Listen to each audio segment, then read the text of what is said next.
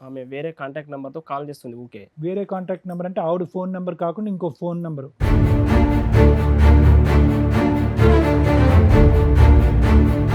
ఆ నంబర్ తో వేరే ఎవరితోనో కాంటాక్ట్ లో ఉంటుంది. కాంటాక్ట్ కాల్ చేస్తుంది. ఎవరిని అడిగితే బ్రదరు, మా ఫ్రెండ్ అట్లా అనేది.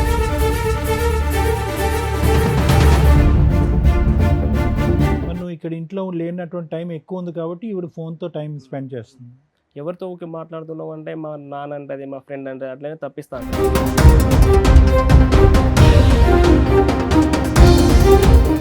ఇట్లా కాల్ మాట్లాడడం వాయిస్ రికార్డింగ్లు ఉన్నాయి, రికార్డింగ్లు ఉన్నాయి. అందులో అసభ్యకరంగా మీరు పెట్టారా వాయిస్ రికార్డ్ అయ్యేలా చేసుకుంది ఆటోమేటిక్ జియో మొబైల్ అని. అంటే నేను తర్వాత బాగా తెలుసుకున్న తర్వాత, ఎవరన్నా తెలుసుకున్న తర్వాత, ఇట్లా మా రిలేటివ్స్ వల్ల చేసుకున్న తర్వాత తను వాళ్ళిద్దరు ఫస్ట్ లవ్ చేసుకున్నారు.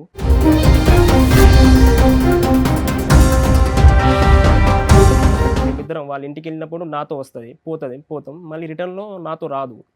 ఎందుకలా చేస్తున్నావు అంటే నేను ఒక్కదాన్నే కదా, గార్భంగా పెరిగిన, 1, 2, 3 డేస్ ఆగి వస్తా అట్లా చెప్తుంది.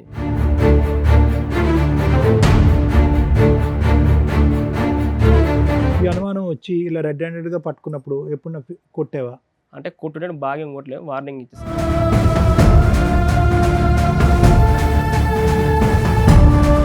ఇవంతా సంభాషణలన్నీ ఫోన్ కాల్లోనేనా? ఎప్పుడైనా మీరు లేని టైంలో ఇల్లు వదిలి వెళ్ళిన సందర్భాలు ఉన్నాయా ఈ అమ్మాయి? వెళ్తుంది అప్పుడప్పుడు. చెప్ప పెట్టకుండా వెళ్ళిపోద్దా?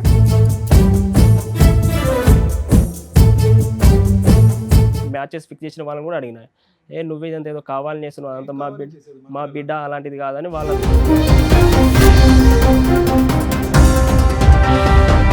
కోర్టుకు రమ్మంటే రాలేదు అసలు. ఒక అగ్రిమెంట్ రాసుకున్న తర్వాత 6 నెలల తర్వాత నా మీద కేసు.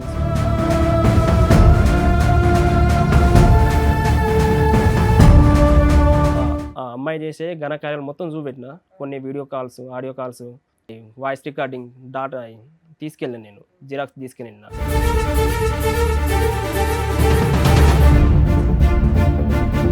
వాళ్ళ పెద్ద మనుషుల ద్వారా మాట్లాడితే మేము ఏడికి రామని వాళ్ళు చెప్పేసి. ఏం కావాలా అమ్మాయికి? ఆ టైంకి ఏం కావాలి? కేసులు వేసి మిమ్మల్ని పీకు తినటమే కావాలా?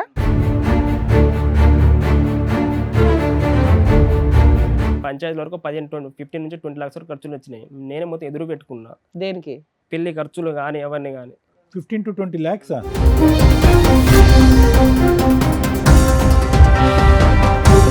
అని ఇంకో మ్యారేజ్ చేసుకుని బేబీ కూడా ఉంటుందండి.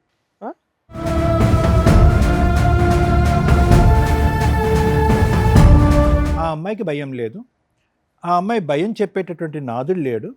ఆ అమ్మాయి తప్పు చేస్తే కనుక ఆ అమ్మాయిని తప్పుని నిలదీసి నువ్వు తప్పు చేస్తున్నావు కాబట్టి జీవితాన్ని ఇలా సరిదిద్దుకో అని చెప్పేటటువంటి నాదుడు లేదు, వినేటటువంటి ఓపిక లేదు. అటువంటి అతి భయంకరమైనటువంటి ఒక వ్యక్తిత్వానికి నువ్వు వెళ్ళి సింపుల్గా వెళ్ళి 3 ముళ్ళు కట్టేశావు.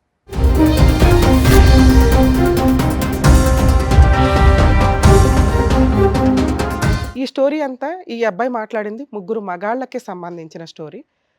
అందులో 2 మగాళ్ళు, కొన్ని లక్షల మంది ఈ సమాజంలో ఉన్నారు. చేసుకున్న వ్యక్తి యొక్క ఆలోచన విధానం జస్ట్ ఆ అమ్మాయి ఫోన్ కాల్స్ మాట్లాడడం దగ్గర స్టక్ అయిపోయింది. ఆ అమ్మాయి ఎవరో బాయ్ ఫ్రెండ్తో ఫోన్లు మాట్లాడుతుంది. ఈ ఒక్క పాయింటే వీళ్ళ కాపురం నాశనం అయిపోవడానికి కారణం.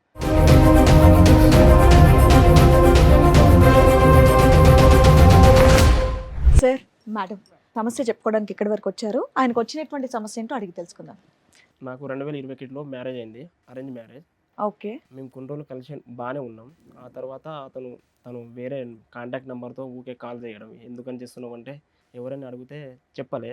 చాలా తర్వాత మీరు కొంచెం నీట్గా డీటెయిల్డ్గా చెప్తే మాకు అర్థం అవుద్ది.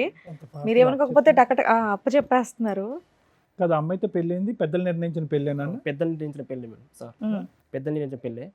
కొన్ని రోజుల తర్వాత ఆమె వేరే కాంటాక్ట్ నెంబర్తో కాల్ చేస్తుంది ఊకే. వేరే కాంటాక్ట్ నెంబర్ అంటే ఆవిడ ఫోన్ నెంబర్ కాకుండా ఇంకో ఫోన్ నెంబరు. ఆవిడ ఫోన్ నెంబర్ కాకుండా ఆవిడకి ఒక మొబైల్ నేను కొనిచ్చిన ఎంగేజ్మెంట్ అప్పుడు. ఓకే. ఆ నంబర్ తో వేరే ఎవరితోనో కాంటాక్ట్ లో ఉంటుంది. కాంటాక్ట్ కాల్ చేస్తుంది. ఎవరిని అడిగితే బ్రదరు, మా ఫ్రెండ్ అట్లా అనేది. పెళ్ళైన ఎంత కాలానికి ఇది? 1 month తర్వాత. 1 month లోనే? 1 month వరకు మీతో బానే ఉందా?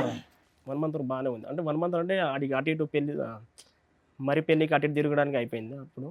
ఓహో, ఇంకా చుట్టాలు ఇళ్ళకి అటు ఇటు తిరగడం సరిపోయిందంట. అంటే మీ ఇంటికి కాపురానికి వచ్చిన దగ్గర నుంచి అమ్మగారు వేరే ఫోన్ లో బిజీ ఉంది.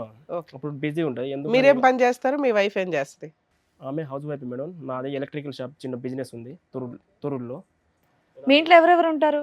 నేను, మా అమ్మ, మా నాన్న, మా ఇద్దరు తమ్ముళ్ళు. మా ఇద్దరు ఒక తమ్ముడేమో హైదరాబాద్లో ఉంటాడు, ఓయూలో చదువుకుంటాడు. ఇంకో తమ్ముడు వరంగల్ ఉంటాడు. ఓకే. మా పేరెంట్స్ ఇద్దరు ఇంటికాడ ఉంటారు.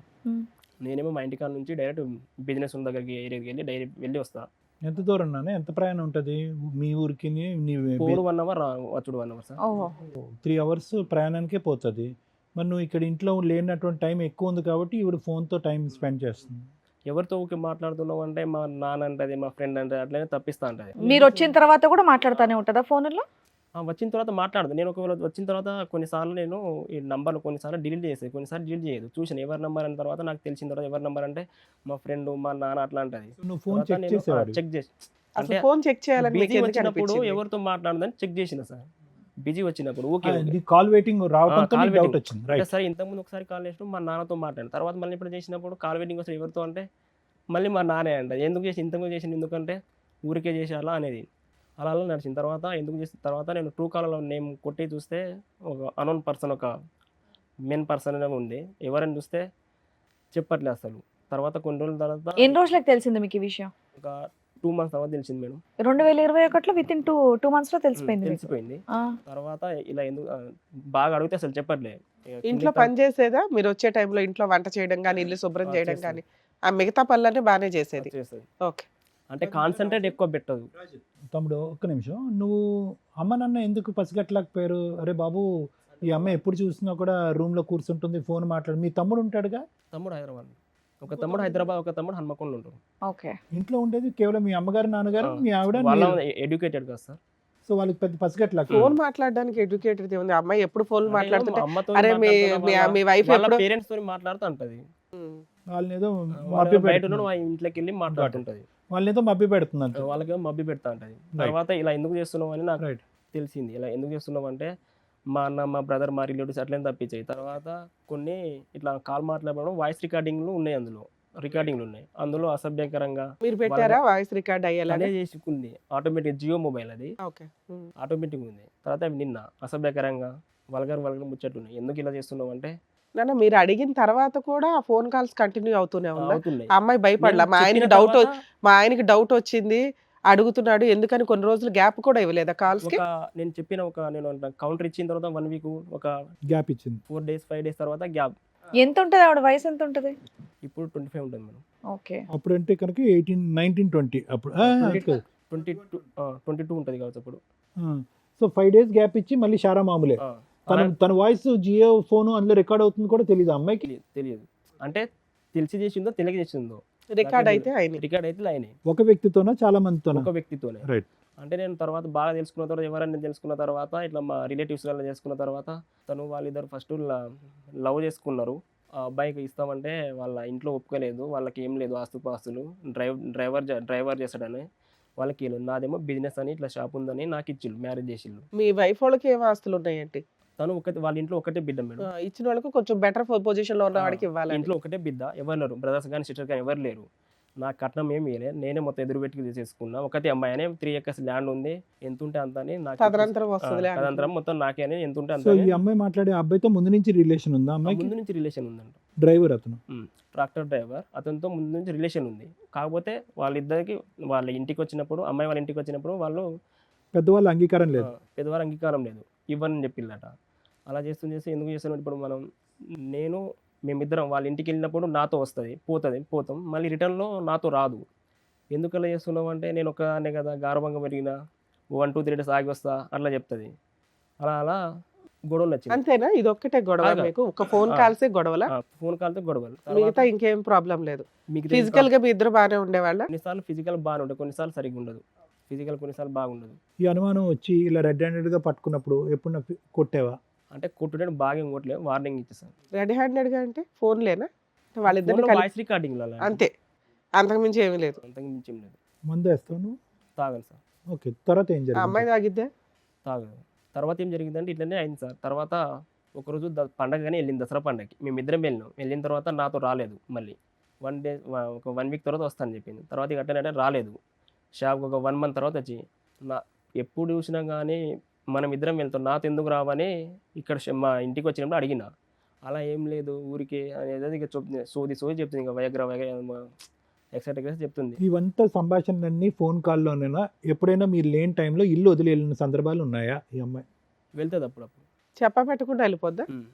అసలు పెద్ద అంటే మనుషులు పంచాయతీలు ఏమైనా నేను జరుగుతున్నాయా? నేను నా బిజినెస్ దగ్గర ఉంటాను, వాళ్ళ ఫాదర్ వస్తారు, నేను నా బిజినెస్ దగ్గర, నా బిజినెస్ ఏరియాలో నేను ఉంటా. వాళ్ళ ఫాదర్కి ఫోన్ చేసి డైరెక్ట్ ఇక్కడ మా ఇంటికి వచ్చి తీసుకెళ్తా, అల్లుడు బిడ్డని తీసుకోపోతున్నా, మా బిడ్డని తీసుకెళ్తున్నా, నువ్వు వెనుక వచ్చేసి వాళ్ళ ఫాదర్ తీసుకెళ్తాడు. సరే, అతను వచ్చి తీసుకెళ్ళటం వేరు. ఈ అమ్మాయి ఎప్పుడన్నా ఈ బయటకు అమ్మాయి కూడా వెళ్తాం ఒకసారి ఒక 2-3 టైమ్స్ వెళ్ళిపోయింది. పని మీద వెళ్ళిందా? ఏం చెప్పి వెళ్ళిందంటే ఇంట్లో అన్నయ్య వాళ్ళది, మా వాళ్ళ దుర్గా పండుగ ఫెస్టివల్స్ అయి ఉన్నాయి ఏదో కానీ మాట వెళ్ళలేదు. చెప్పి ఒంటరిగా కూడా వెళ్ళింది, కానీ ఎక్కువ పర్సెంటేజ్ మాత్రం వాళ్ళ నాన్న వచ్చి తీసుకుపోతూ ఉమ్. ఉంటాడు.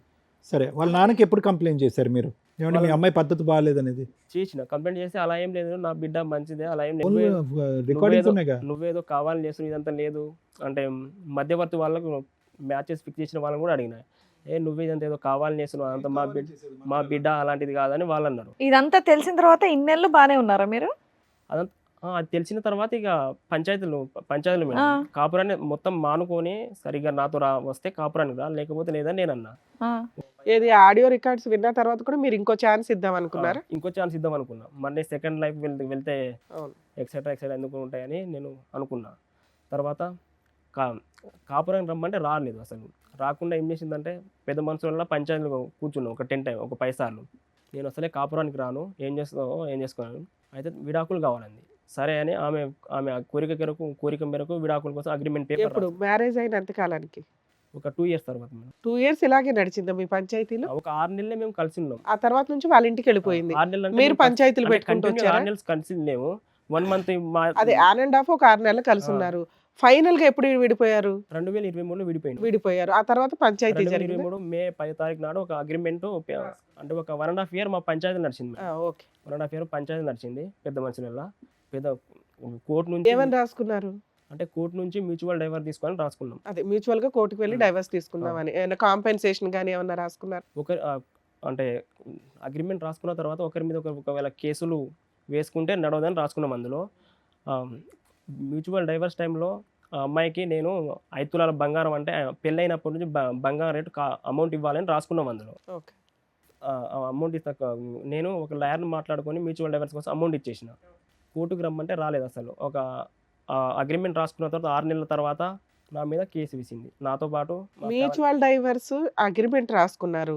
1 week లోనో 2-3 days లోనో మ్యూచువల్ డైవర్స్ పిటిషన్ వేసుకుంటారు కదా, ఎందుకు వేసుకోలేదు మీరు? నేను వేసుకున్నాం మేడం. సో అమ్మాయి రాలా. అమ్మాయిని వాళ్ళ పెద్ద మనుషులను కాల్ చేయించిన, మా పెద్ద మనుషులు రండి అంటే అసలు రాలేదు వాళ్ళు. ఎందుకు రాలా? ఏదో రీజన్ చెప్తారు కదా, వాళ్ళ అబ్జెక్షన్ కి రీజన్ వాళ్ళు ఏం చెప్తారు కదా. చేస్తారు అంటే ఆ అమౌంట్ నాకు సరిపోలేదు, ఎక్కువ అమౌంట్ కావాలి. ఎంత అడిగింది? ఎక్స్ట్రా ఎంత అడిగింది? ఒక 10 lakhs వరకు కావాలండి. ఓకే. అగ్రిమెంట్ లో ఎంత అనుకున్నారు నాన్న? 5 తులాల బంగారం, 5 తులాల బంగారం అమౌంట్ ఇవ్వాలని రాసుకున్నాం. 5 తులాల బంగారం అమౌంట్ మీరు ఇచ్చేశారు. 2021లో పెళ్ళైనప్పుడు బంగారం కాస్ట్ ఎంత ఉందో ఆ అమౌంట్ 5 తులాల అమౌంట్ ఇవ్వాలని రాసుకుందాం. డైవర్స్ అప్పుడు ఇవ్వాలని. డైవర్స్ అప్పుడు ఇవ్వాలి. నువ్వు పెద్దల సమక్షంలోనే ఇచ్చావా? ఇవ్వలేదు సార్. ఇవ్వలేదు సార్. ఇంకా ఇవ్వలేదా? అంటే తన డైవర్స్ రోజు రాసుకోవాలి, డైవర్స్ కి రాలేదు ఆ అబ్బాయి. డైవర్స్ రమ్మంటే రాలేదు. ఒక 6 నెలల తర్వాత నాతో పాటు మా బ్రదర్స్, మా ఫ్యామిలీ మెంబర్స్ అందరి మీద కేసు వేసింది. 498 case file 498 DVC DPA 3 DVC case, DP act. Okay. చెప్పుకుని చేయకుండా కేసింది. నేను పిఎస్ నుంచి కాల్ వస్తే నేను వెళ్ళిన, మీ మీద కేసు అయిందని నా మొబైల్ తీసుకున్నారు పిఎస్ వాళ్ళు. ఎందుకు? మీరు సరెండర్ ఇక్కడ అరెస్ట్ చేసేస్తాం అన్నారేంటి? ఏదో అన్నారు మేడం, ఐడియా రావట్లేదు. మొబైల్ తీసుకున్నారు, కాసేపు వెయిట్ చేయించిండు. తర్వాత ఏమైంది మేడం అంటే, మీ భార్య మీ మీద కేసు వేసింది అని. ఎందుకు వేసింది మేడం? మేము ఆల్రెడీ తను విడాకులు కావాలండి, ఆ విడాకుల ప్రకారం మేము ఒక అగ్రిమెంట్ రాసుకున్నాం కదా, ఇలా కేసు ఎందుకు వేసింది మేడం అంటే, ఇదంతా నాకేం తెలియదు, చట్టాలన్నీ అమ్మాయిలకి అనుకూలంగా ఉంటాయి, అమ్మాయిలకి అనుకూలంగా ఉంటాయి, పుడితే అమ్మాయిలాగానే పుట్టాలండి. తర్వాత ఇది పుడితే అమ్మాయిలాగానే పుట్టాలి ఈ జనరేషన్లో. ఈ డైలాగ్ ఒకటి మంచి డైలాగే, ఎందుకంటే లీగల్ టర్మినాలజీలో పరిస్థితులు అట్లా ఉన్నాయి అబ్బాయి వాళ్ళే. అలా అంది మేడం. తర్వాత ఇక నాకు బాగా అంటే ఫ్రస్ట్రేషన్ బాగా వచ్చింది. ఇక నేను ఏం చెప్పుకోలేదు. ఆడ ఆ అమ్మాయి చేసే ఘనకార్యాలు మొత్తం చూపెట్టిన, కొన్ని video calls, audio calls, voice recording data తీసుకెళ్ళాను, నేను జిరాక్స్ తీసుకెళ్ళిన. ఇవన్నీ తను తప్పు చేసి నా మీద ఇలా చేయడం కరెక్ట్ కాదు కదా మేడం అంటే, ఇక తను ఏం మాట్లాడలేదు. పుడితే అమ్మాయి లాగానే సరే, అమ్మాయిని పిలిపించారు, పిలిపించి కౌన్సిలింగ్ ఏదో ఉంటది కదా, అది ఎందుకు జరగలే మీ కేసు? కౌన్సిలింగ్ జరగలేదు. ఎందుకని? పిలిపియలే, అమ్మాయిని కూడా పిలిపించలే. ఎందుకని అంటున్నా? పిలిపియండి మేడం అన్న, ఒకవేళ తను వస్తే తీసుకెళ్తా అన్న, ఇట్లా కూడా అన్న. తను రాదట అంటుంది మేడం. కాల్ చేసి తను రాదు, మరి రాదన్నప్పుడు మరి డైవర్స్ కేసు ఎందుకు పెట్టిందంటే మళ్ళీ మేడం చెప్తలేదు, మీరేమైనా బయట మాట్లాడుకున్నది. మరి మళ్ళీ పెద్ద మనుషుల ద్వారా మాట్లాడించకపోయారా వాళ్ళ పెద్ద మనుషులతో? వాళ్ళ పెద్ద మనుషుల ద్వారా మాట్లాడితే మేము ఏడికి రామని వాళ్ళు చెప్పేసిండు. ఏం కావాలి ఆ అమ్మాయికి? ఆ టైంకి ఏం కావాలి? కేసులేసి మిమ్మల్ని పీకు తినటమే కావాలా? 10 లక్షలు కావాలి. మీరు ఎంతో కొంత బార్గెనింగ్ చేయొచ్చుగా, ఫ్రీగా డైవర్స్ అయితే ఇవ్వదుగా. బార్గెనింగ్ అంటే అగ్రిమెంట్ రాసుకున్న ప్రకారం ఇచ్చిన కదా మేడం. అరే, అప్పుడు వాళ్ళ తరఫున సార్, ఎవరెవరు మేడం, సంతకాలు పెట్టారు అమ్మాయి- రాజు? అప్పుడు అగ్రిమెంట్ అమ్మాయి ఒక్కతే ఇంట్లో ఎవరు లేరు. నేనే మొత్తం నాకే మ్యారేజ్ వరకు పంచాయతీ వరకు 15 నుంచి 20 లక్షల ఖర్చులు వచ్చినాయి. నేనే మొత్తం ఎదురు పెట్టుకున్నా, దేనికి? పెళ్లి ఖర్చులు కానీ అవన్నీ కానీ. 15 to 20 lakhs. వదిలించుకోవడానికి 5 lakhs పెట్టుకుంటే అయిపోయేది కదమ్మా. ఇప్పుడు ఆ అమ్మాయి 10 అడిగింది, మీరు రూపాయితో స్టార్ట్ చేసుకోవాలిగా. అగ్రిమెంట్ ప్రకారం రాసుకున్నది ఇచ్చేస్తారు, కోర్టుకు రమ్మంటే రాలేదు. అగ్రిమెంట్ కాపీ ఉందా? మొబైల్ ఒకసారి అగ్రిమెంట్ రాసుకునేటప్పుడు ఆ అమ్మాయి తరపున ఎవరు వచ్చారు సంతకాలు పెట్టడానికి? వాళ్ళ పెద్ద మనుషులు, పెద్ద మనుషులు వచ్చారు. సో వాళ్ళ పెద్ద మనుషులు మా పెద్ద మనుషులు. ఏం బలవంతం లేదు ఆ అమ్మాయి మీద. బలవంతం ఏమీ లేదు. మరి ఆ పెద్ద మనుషులు ఏమంటారు? ఏమయ్యా పెద్ద ఆ మనుషులు పెద్ద మరి మనుషులు ఇప్పుడు ఏమైనా చేస్తే అంత కాంటాక్ట్ సరిగా మాకు వాళ్ళకు మేము చెప్తే వాళ్ళు, మేము ఒకటి చెప్తే వాళ్ళు ఒకటి చెప్తారు. సో అన్న మాట ఒకటి, ఈ అమ్మాయి అగ్రిమెంట్ లో అన్న మాట ఒకటి, ఫైనల్ గా జరిగింది ఒకటి, అంతేనా? అవును.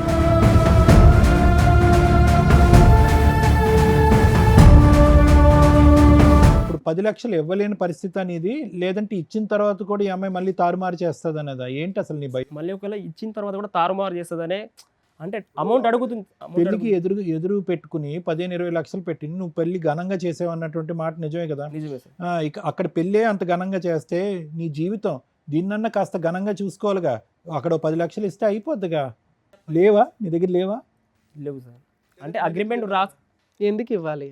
అంటే తను ఒప్పుకోనే కదా సార్ ఫస్ట్ సైన్ పెట్టింది. తను ఒప్పుకుందో, సంతకం పెట్టిందో, ఎడం చేత్తో పెట్టిందో, కుడి చేత్తో పెట్టిందో, వెనకతలో ఒక 10 మంది కూడా వచ్చి సంతకం పెట్టారు. తర్వాత బయటికి వెళ్ళింది, ఎవరో చెప్పుంటారు అది చితికాయితో మాత్రమే, దానికి ఏం వ్యాలిడ్ లేదు, నువ్వు ఇంకొక తారుమారు చేయి, మాట మార్చింది. మాట మార్చింది, అక్కడికి వెళ్ళి తన మంకు పట్టుదలతో అక్కడే కూర్చుంది.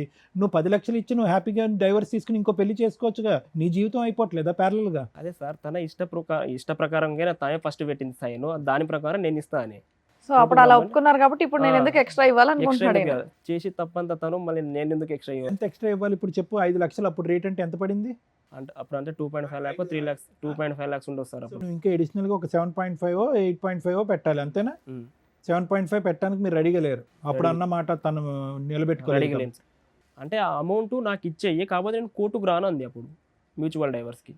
సో ఇప్పుడు ఇక్కడ నుంచి మీకు ఏం కావాలి? ఇప్పుడు మా మీద ఉన్న కేసులు తీసేయాలని నేను. ఓన్లీ ఒక కేసే కదా? 498 కేసు పెండింగ్ ఉంది. ఇంకోటి డీవీసీ మీద ఉంది. డొమెస్టిక్ వైలెన్స్ కూడా ఉందా? మెయింటెనెన్స్ ఏమన్నా అడుగుతుందా? లేదు, తను ఇంకో మ్యారేజ్ చేసుకుంది, మ్యారేజ్ చేసుకుని బేబీ కూడా ఉంటుందని. పెళ్లి చేసేసుకుంది ఆవిడ, ఎవరిని? పాప కూడా. అదే ఎవరు అతనేనా? అతనే లవర్నే పెళ్లి చేసుకుంటా? లవర్ కాదు, వేరే అతను, మళ్ళీ వేరే అతను పెళ్లి చేసుకుంది. మళ్ళీ అతను వస్తాడేమో ఇక్కడికి. ఏ ఊరయ్యా? అంత అడ్డంగా డైవర్స్ కూడా రాకుండా వేరే మ్యారేజ్ చేసుకొని పిల్లలకి అంటున్నారా?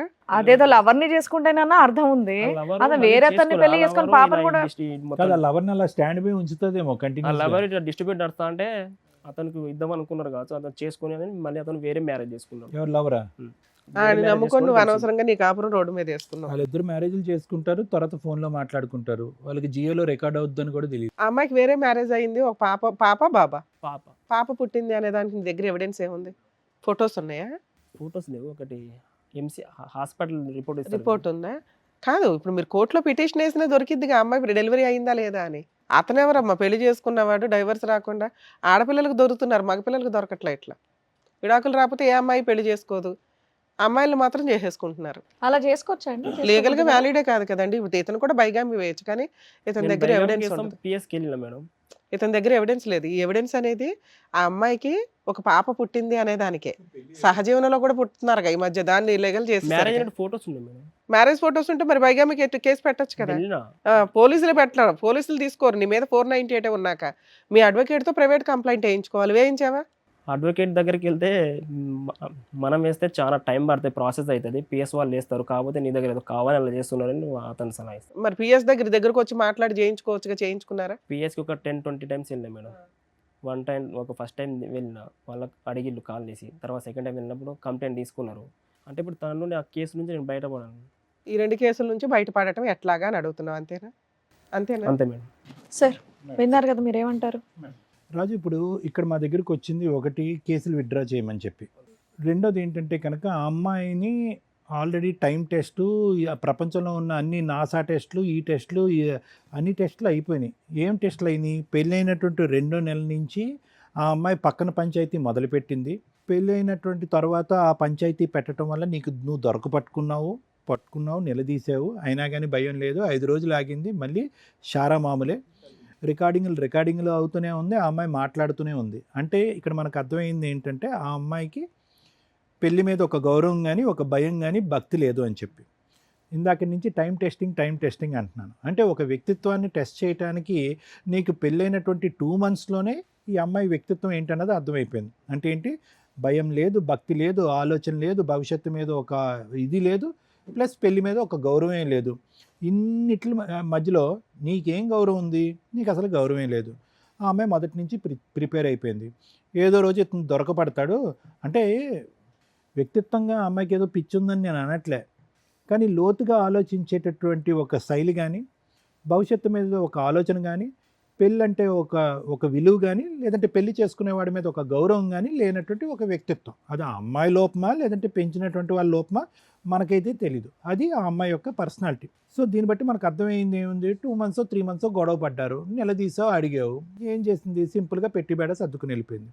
ఎందుకు పెంపకం పరమైనటువంటి లోపం కూడా ఉంటుందని నేను ఎందుకు అన్నానంటే, ఇదిగోరా అయ్యా, మీ అమ్మాయి ఎవడో నాతో కాకుండా వేరే మగాడితో, పరాయి మగాడితో ఫోన్లో మాట్లాడుతుంది, ఇవి రికార్డింగ్స్ అని అంటే మా అమ్మాయి అలాంటిది కాదని అతను అన్నట్టు నువ్వు చెప్తున్నావు, నువ్వు అన్నమాట మేము నమ్ముతున్నాం. ఓకే, సో ఇక్కడ అనిపించింది ఏంటంటే మొత్తం పెంచినటువంటి వాతావరణం, ఈ అమ్మాయి వ్యక్తిత్వం, పెంచినటువంటి తల్లిదండ్రులు, పెరిగినటువంటి విధానం, తప్పు చేస్తే ఆడపిల్లని ఖండించకపోవటం, నిలదీయకపోవటం, సరిదిద్దకపోవటం, కాపురం పాడవద్ది, విడాకుల వరకు వెళ్తుంది అనే భయం భక్తి లేకపోవటం అనేటటువంటిది ఒక సాంప్రదాయం కావనివ్వండి, లేకంటే ఒక ఆనవాయితీ కావనివ్వండి, వాళ్ళ ఇంట్లో కొనసాగేటటువంటి ఒక థింగ్. అంటే దీన్ని బట్టి మనకు అర్థమైంది ఏంటంటే ఆ అమ్మాయికి భయం లేదు, ఆ అమ్మాయి భయం చెప్పేటటువంటి నాదుడు లేడు. ఆ అమ్మాయి తప్పు చేస్తే కనుక ఆ అమ్మాయిని తప్పుని నిలదీసి నువ్వు తప్పు చేస్తున్నావు కాబట్టి జీవితాన్ని ఇలా సరిదిద్దుకో అని చెప్పేటటువంటి నాదుడు లేదు, వినేటటువంటి ఓపిక లేదు. అటువంటి అతి భయంకరమైనటువంటి ఒక వ్యక్తిత్వానికి నువ్వు వెళ్ళి సింపుల్గా వెళ్ళి 3 ముళ్ళు కట్టేసావు. ఇంకా పెద్ద ట్రాజడీ ఏంటంటే, ట్రాజడీ అంటే నీ జీవితంలో ట్రాజడీ కాదు, నీ జీవితంలో వాస్తవానికి అదొక అదృష్టం కింద నేను భావిస్తున్నాను. అరే ఈ కేసు కింద నడుస్తూ ఉంటుంది, నేనైతే మాత్రం పెళ్లి చేసుకుంటాను. పెళ్లి చేసుకోవటం కూడా ఎవరితో చేసుకుంది? ఏ కారణం వల్ల నీ పెళ్లి చెడిపోయిందో వాడిని చేసుకోలేదు, వెళ్ళి ఇంకో ఒక బక్రాన్ని చేసుకుంది. ఆ బక్రావాడు ఏం చేస్తున్నాడు? మన టీం వాళ్ళు ఫోన్ చేస్తే ఆడది గుడ్డ అవేం లేదు, నా పిల్లమే, ఆడేవాడో నాకు తెలియదు, నేను ఏ ఫోను మాట్లాడినని ఫోన్ పెట్టేస్తున్నాడు. అంటే అతను బక్రా అవటానికి 360 డిగ్రీ రెడీ అయిపోయాడు అతను. సో అటువంటి అమ్మాయికి అటువంటి వాళ్ళు ఉంటేనే సరిజోడు అనమాట, నీలాంటి వాళ్ళు కుదరదు. ఇదంతా నేను ఎందుకు చెప్పుకుని వచ్చాను అంటే కనుక, నీ జీవితం ఎక్కడ అయిపోయింది? ఇప్పుడు లాయర్ మేడం గారు ఫోన్ చేసి, ఏ అమ్మా ఈ పనికిరాని కేసులు ఎందుకు పెట్టావు, విత్డ్రా చేసేయాలంటే, అవును మేడం మీరు ఫోన్ చేశారు కాబట్టి మేము కేసులు విత్డ్రా చేసేసుకుంటాను అనేటటువంటి బ్యాచ్ అయ్యి అమ్మాయి. బ్రహ్మదేవుడు దిగి వచ్చినా కూడా తన పట్టిన కుందేలకు 3 కాళ్ళు అనేటటువంటి ఒక భయంకరమైనటువంటి వ్యక్తిత్వం, లీగాలిటీస్లో ఉన్న లూప్ హోల్స్ అన్నీ తీసుకుని ఒక మాట మీద నిలబడినటువంటి వ్యక్తిత్వం. ఎందుకంటే ఆ రోజు పంచాయతీలో ఏమైంది? సంతకం ఒక్కటే పెట్టలేదు ఆ అమ్మాయి. వచ్చినటువంటి పెద్దవాళ్ళు అందరికీ, నీకు కూడా అందరికీ రకరకాల టోపీలు వేసింది ఆ అమ్మాయి. అక్కడ పక్కన మార్కెట్లో కొని నీకు ఒక ఎర్ర టోపీ, వాడికి ఒక కుచ్చి టోపీ, ఇంకొక అమ్మాయికి ఒక పచ్చ టోపీ, అందరికీ టోపీలు వేసి వెళ్ళింది అంతే అమ్మాయి. అది అమ్మాయి వ్యక్తిత్వం. అంటే ఎక్కడికక్కడ మాట్లాడటం. నువ్వేమంటున్నావు? సంతకం పెట్టింది కదండి అంటున్నావు. అరే ఆ అమ్మాయి చెప్పేటటువంటి జీవితానికి, ఆ అమ్మాయి ఒక మాటకి, ఆ అమ్మాయి ఒక ఆలోచనకి, వ్యక్తిత్వంకి ఒక స్థిరత్వం లేదు. సంతకానికి ఏం స్థిరత్వం ఉంటుంది? గట్టిగా కూర్చోమట్టు మాట్లాడితే నేను కాదు మా పక్కింటి ఆంటీ సంతకం పెట్టింది అంటది. ఎందుకు ఇవన్నీ? నేనేమంటున్నానంటే, నువ్వు వెళ్ళి కొండను ఢీకొంటున్నావు. నీ స్థానంలో ఒకప్పుడు నువ్వు పెళ్లి చేసుకోవాలి, జీవితాన్ని ఇంకో విధంగా ముందుకు తీసుకెళ్ళాలి. అనవసరంగా ఒక 7.5 లక్షల దగ్గర అంతే మొత్తం నీ పోరాటం అంతటి యొక్క విలువ 6.5-7.5 లక్షలు. దానికి మించి 6.5-7.5 లక్షలకి మించినటువంటిది ఏంటంటే కనుక నీకు ఉండేటటువంటి పట్టు. సంతకం పెట్టి ఒప్పుకున్నటువంటి అమ్మాయి ఈరోజు బ్యాక్ ఆఫ్ అయ్యి నా చేతే 10 రూపాయలు ఎక్కువ ఎందుకు కట్టిస్తుంది, నేను ఎందుకు కట్టాలి అనేటటువంటి ఆలోచన శైలి. నువ్వు కన్నం ఢీకొంటున్నానన్నా. ఈరోజు ఆ అమ్మాయి మొత్తం ప్రయాణం వల్ల ఏమీ నష్టపోలేదు. ఆ అమ్మాయికి ఉండే అంత జుట్టులో నువ్వు ఒక ఏకవి. అది తీసి ఇలా పక్కన పడేసింది, వెళ్ళి ఒకటితో పెళ్లి చేసుకుంది, వాడితో బిడ్డను కంది, జల్సాలు చేసుకుంటుంది. నువ్వు గట్టిగా ఇక్కడ మళ్ళీ నెక్స్ట్ ఎపిసోడ్లో ఇక్కడ కూర్చునే లోపల అక్కడ ఇంకో డెలివరీ అయిపోద్ది. ఎవరు పోతున్నారు? ఇక్కడేమో వచ్చి ఈ కేసుల వల్ల ఏ అన్యం పుణ్యం ఎరిగినటువంటి మీ తమ్ముళ్ళు ఉద్యోగాలు పోతున్నాయి, వాళ్ళ భవిష్యత్తు పాడైపోతున్నాయి. కేసులు ఉంటే కనుక రేపొద్దున అమ్మాయిని ఇవ్వడానికి ఎవడో ముందుకు రాడు. ఇదంతా అటు తిరిగి ఇటు తిరిగి ఇటు తిరిగి ఇటు తిరిగి ఎక్కడ 6.5 లక్షలు 7.5 లక్షలు. అరే బాబు, నీకు 6.5-7.5 లక్షలు కట్టేటటువంటి స్తోమత ఉందా అంటే కనుక ఖచ్చితంగా నీకు ఉండే ఉంటుంది. 15-20 లక్షలు పెట్టి ఎదిరించి నువ్వు వెళ్ళి పెళ్ళే చేస్తున్నాడు. జీవితాన్ని బాగు చేసుకోవడానికి 6.5-7.5 లక్షలు ఖర్చు పెట్టలేకపోతున్నావు. నువ్వు ఎలక్ట్రికల్ షాప్ ఉంది, ఎంతో కొంత బిజినెస్ నడుపుతున్నావు. ఏం చేస్తారు తెలివైనటువంటి వాళ్ళు? ఇంతేనా నీ పోరాటం? ఒక్క పెద్ద మనిషి లేడు ఇంత స్థానంలో నీతో పాటు నిలబడి ప్రయాణం చేయడానికి. ఒక్క లేరు నీతో పాటు పోరాటం చేయడానికి. ఎందుకు అంటే కనుక ఒక ఓడిపోయేటటువంటి వ్యక్తిత్వంతో నువ్వు పోరాడి గెలవాలి అని అనుకుంటున్నావు. అంటే ఒక కాన్స్టెంట్గా నేను ఓడిపోను, నేను ఇలాగే నిలబడతాను, నా జీవితాన్ని నేను ఇలా నిలబెట్టుకుని నేను ముందుకు వెళ్ళిపోతాను, ఎవరో ఒకడు వస్తాడు నన్ను పెళ్లి చేసుకుంటాడు, అలా పెళ్లి చేసుకునేవాడు ఈడు కాకపోతే 10 మంది ఉన్నారు.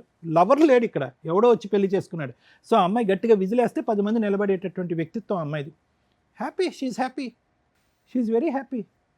నువ్వు డిప్రెషను, డీమోటివేషను, టెన్షను, డబ్బులు ఖర్చు, పిచ్చి పట్టిన వాళ్ళ నువ్వు తిరుగుతున్నావు.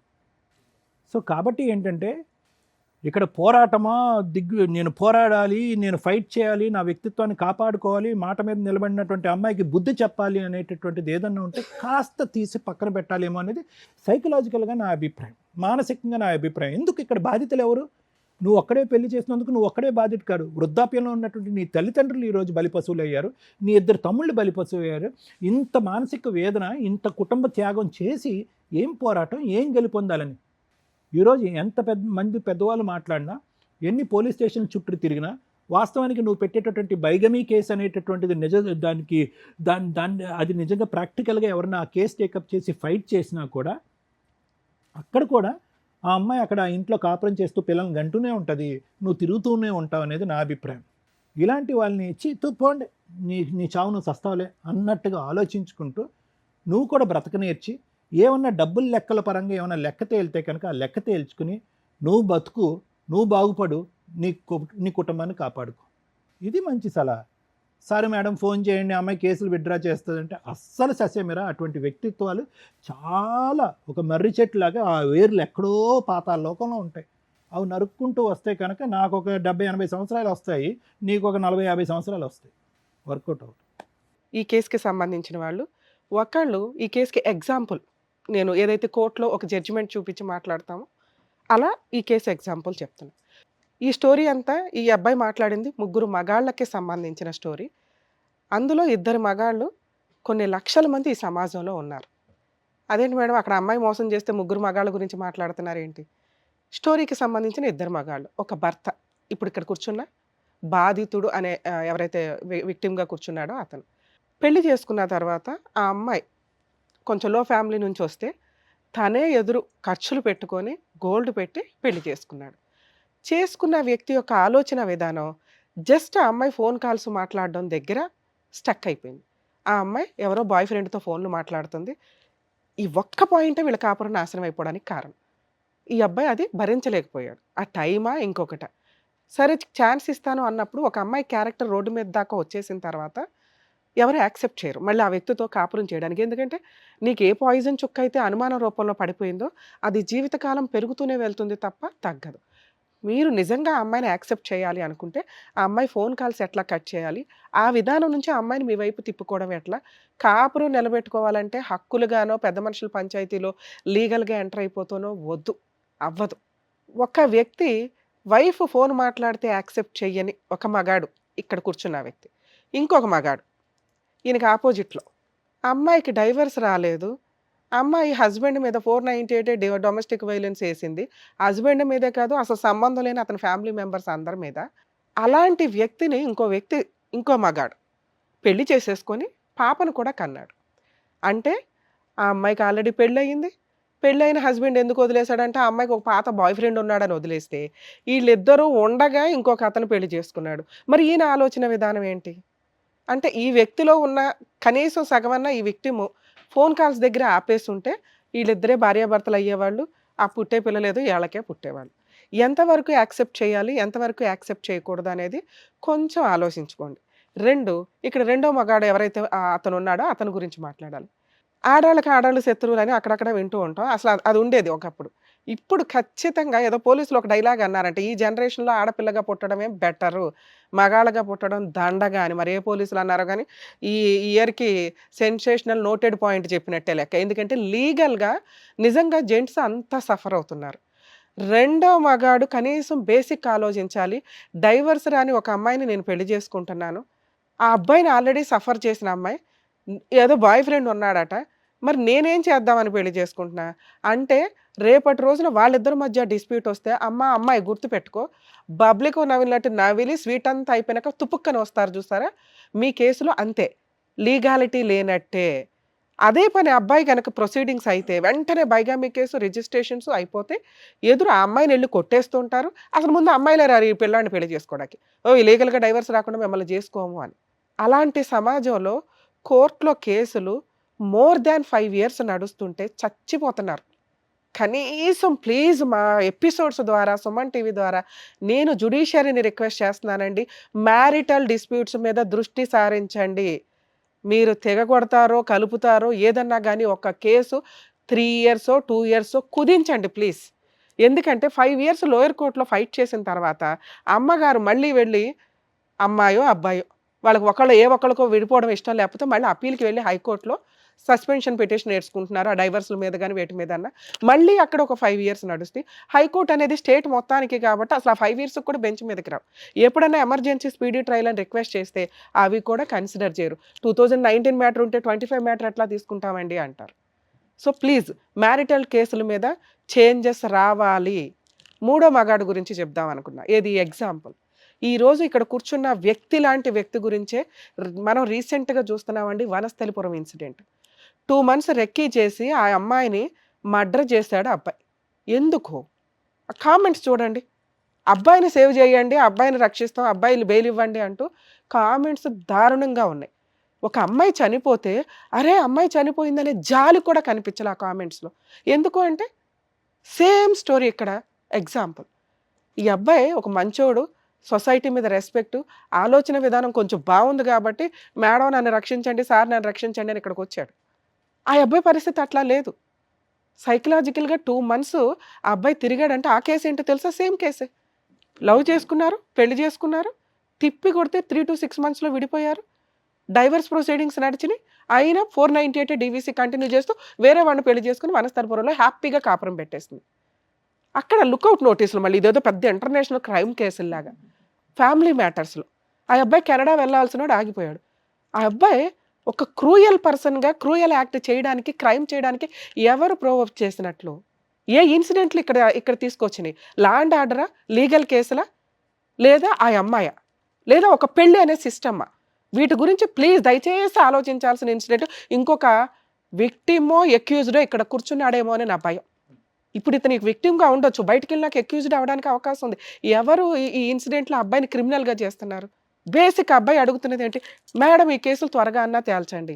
నిజంగా అమ్మాయి పెళ్లి చేసుకుంది. ఇదిగోండి మెడికల్ రిపోర్ట్ ఆ అమ్మాయికి డెలివరీ అయిందంటే పెళ్లి ఫోటోలు తేండి. ఆళ్ళిద్దరూ సహజీవనం చేస్తున్న ఫోటోలు తేండి అంటే ఎవరు దొరుకుతారు? ఆ అబ్బాయికి ఎవిడెన్స్‌లో దొరకవు. అదృష్టం కొద్దేమో ఫోటో ఉంది గాని దానికి పోలీసులు తీసుకోవట్ల. కర్మ పెళ్లి కావాల్సిన ఇద్దరు బ్రదర్స్ కూడా కేసులో ఇరుక్కున్నారు. వాళ్ళకి జాబులు డ్యామేజ్ అయినాయి. ఎందుకు క్రూయల్‌గా మారరు? ఎవరు వీళ్ళని క్రూయల్‌గా చేస్తున్నారు? ఈ రోజున అతను ఇక్కడ కూర్చోవడం వల్ల మేము అతని వాయిస్‌ని కొన్ని లక్షల మంది విక్టిమ్‌ల జెంట్స్ వాయిస్‌ని మీకు రిప్రజెంట్ చేస్తున్నాం. ముగ్గురు మగాళ్ళు, ముగ్గురు డిఫరెంటే. ప్రెజెంట్ అతను విక్టిమ్ స్టేజ్‌లో ఉన్నాడు. రెండో మగాడు అతన్ని మూడో మగాడిగా మారటానికి ప్రొవోక్ చేశాడు. అతనితో మేము మాట్లాడితే, అవునండి చేసుకున్నాను. ఏం చేసుకుంటారో చేసుకోండి. అంటే డబ్బు కోసం పెళ్ళిళ్ళు చేసుకొని ఈ రకంగా హింసిస్తానంటే అది పాపం. నిజంగా మీరు ఏదన్నా ఏ మతంలోనన్నా పూజలు చేస్తుంటే కాంపెన్సేషన్ ఏదో రీజనబుల్‌గా తీసుకోండి. వదిలించుకొని మీ కొత్త లైఫ్ చూసుకోండి. అది అబ్బాయిలన్నా, అమ్మాయిలన్నా. మీ కేస్ విషయానికొస్తే వరస్ట్ మీరు మాట్లాడుతున్నది.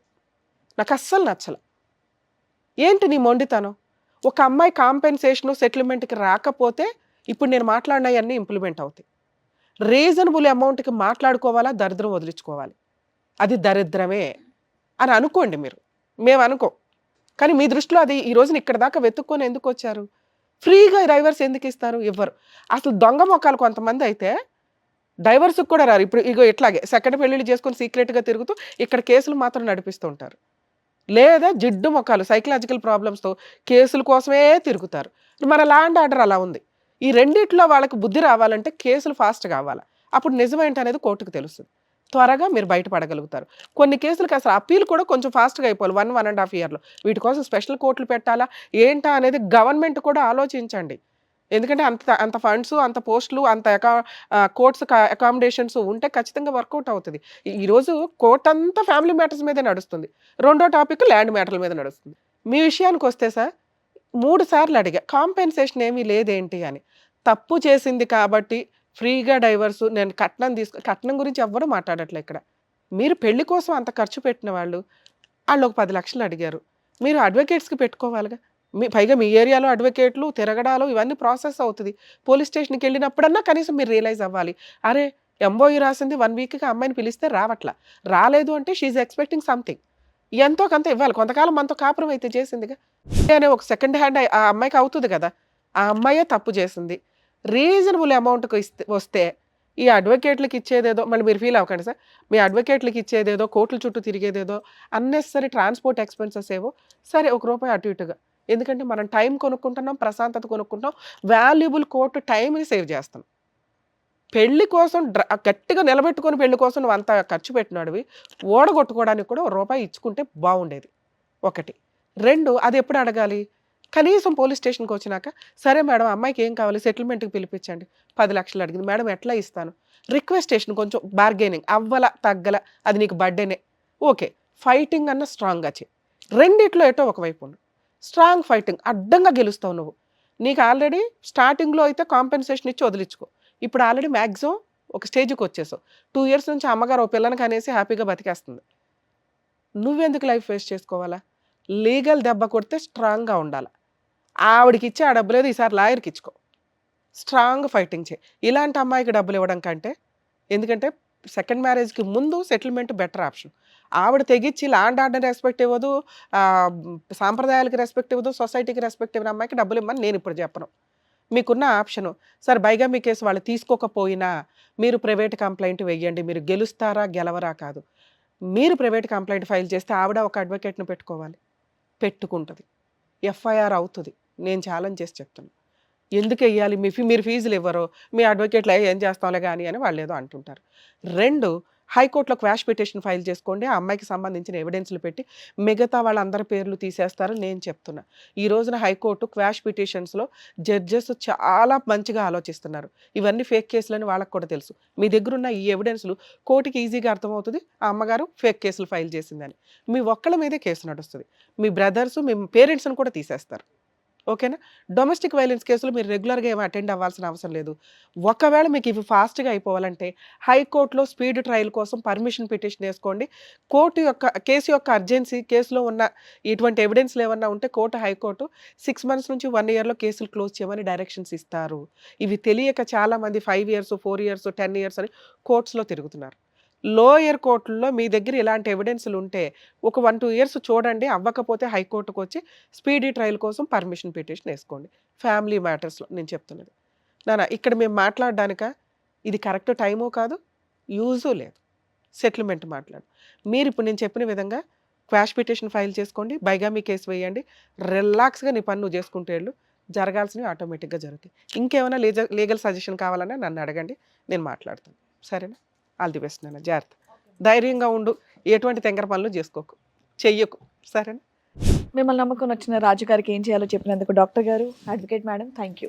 మరో కథతో మళ్ళీ కలుద్దాం.